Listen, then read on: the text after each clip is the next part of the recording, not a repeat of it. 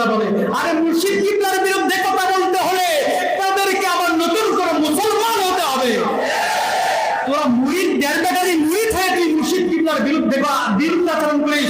যেমন আল্লাহর হাবিব হুজুর পাক সাল্লাল্লাহু আলাইহি ওয়াসাল্লাম ওনার পাশে থেকে আবু জেহেল, আবু লাহাব, উতবা, শাইবা, মুগীরা যেমন আল্লাহর হাবিব হুজুর পাক সাল্লাল্লাহু আলাইহি ওয়াসাল্লামকে চিনতে পারেন নাই, তেমনই ভাবে আমার মুর্শিদ কিবলা মুত্তাসিল্লাহুল আলী ওনার সাথে থাকবে, ওনার পাশে থাকবে, কিন্তু আল্লাহর ওলিকে চিনা তাদের নসিব হবে না। তারা পাশে শুধু থাকবে কিন্তু আল্লাহর ওলিকে চিনতে পারবে না। তো আল্লাহর নবীকে চিনতে পারেননি, তাহলে এই দেড়বাটারি মুরিদ কিভাবে, যদিও দাবি করবে মুরিদ, কিন্তু এই দেড়বাটারি কেমন করে মুর্শিদ কিবলাকে চিনবে? আরে বেটা, পাতিলে আছে যা ঢালিলে পড়িবে তা।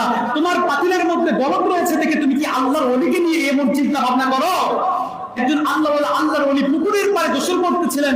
এই গোসল করার সময় আল্লাহর ওলি চিন্তা করছেন ওই পাশে যে ব্যক্তিটা গোসল করতেছে সেও হয়তো আল্লাহর ওলি হবেন, এই জন্য করে রাত্রে বেলা গোসল করছে, তার ফরজ গোসল রয়েছে, এই জন্য সেও ওই পাশে গোসল করছে, এমন চিন্তা করছে আল্লাহওয়ালা। আর ওই পাশে দিকে চিন্তা করছে ওই চোর, চিন্তা করতেছে যে আমি যেমন চোর তেমনই ভাবে ওই পাশে যিনি গোসল করছেন তিনিও চোর। কথা বলেন ঠিক কিনা? আরে তোমাদের মধ্যে গলত রয়েছে। তোমরা যেমন সারাদিন মহিলার সাথে ব্যাপারটা হও, তোমরা মুরিদ দেড়বাটারি মুরিদ, তোমরা যেমন মহিলা পুরুষের সাথে তোমরা হারাম কাজের মধ্যে মশগুল থাকো, তোমরা যেমন ছবি ভিডিও টিভির মধ্যে মশগুল থাকো, তোমরা যেমন ইউটিউবের মধ্যে মশগুল থাকো, তোমরা যেমন ফেসবুকের মধ্যে মশগুল থাকো, তোমরাও কি আমার আল্লাহর ওলিকে তেমন মনে করো জাহেল কোথাকার?